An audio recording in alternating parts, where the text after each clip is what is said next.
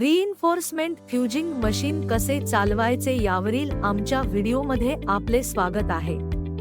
या व्हिडिओमध्ये तुम्ही हे मशीन सुरक्षितपणे आणि कार्यक्षमतेने वापरू शकता याची खात्री करण्यासाठी आम्ही तुम्हाला प्रत्येक पायरीवर मार्गदर्शन करू।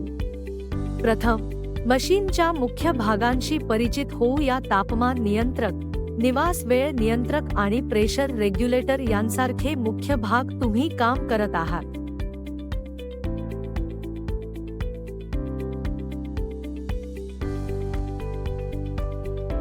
सुरक्षितता सर्वोपरी आहे। नेहमी योग्य सुरक्षा उपकरणे घाला, जसे की हातमोजे आणि एप्रन।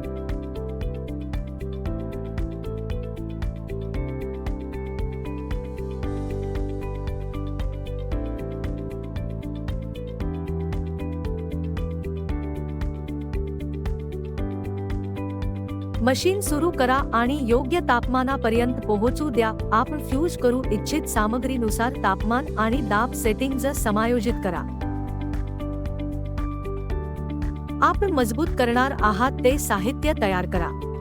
पॅटर्ननुसार लेदर किंवा मटेरियल कट करा आणि स्पेसिफिकेशननुसार योग्य रिइन्फोर्समेंट कापून टाका।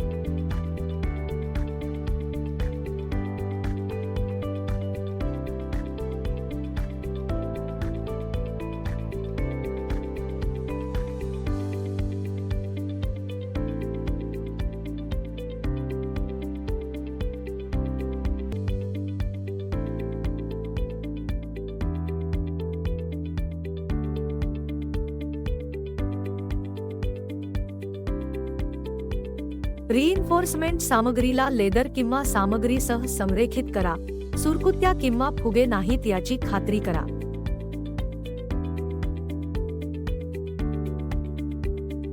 मशीनमध्ये संरेखित सामग्री काळजीपूर्वक घाला।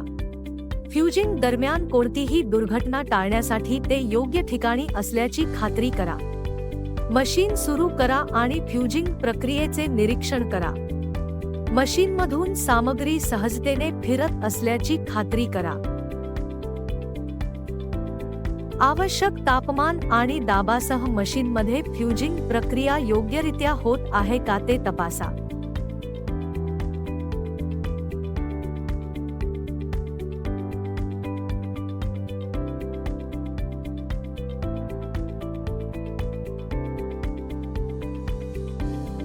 फ्युजिंग प्रक्रिया पूर्ण झाल्यावर मशीनमधून सामग्री काळजीपूर्वक काढून टाका। कोणत्याही दोषांसाठी फ्यूज केलेल्या सामग्रीची तपासणी करा। रिइन्फोर्समेंट कापड सुरक्षितपणे जोडलेले असणे आवश्यक आहे।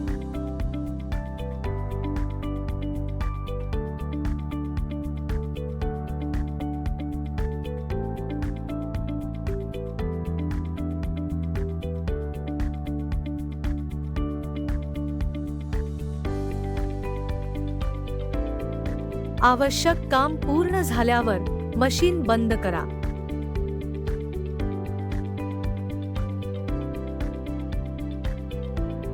सर्वोत्तम कामगिरीसाठी नियमित देखभाल महत्त्वाची आहे।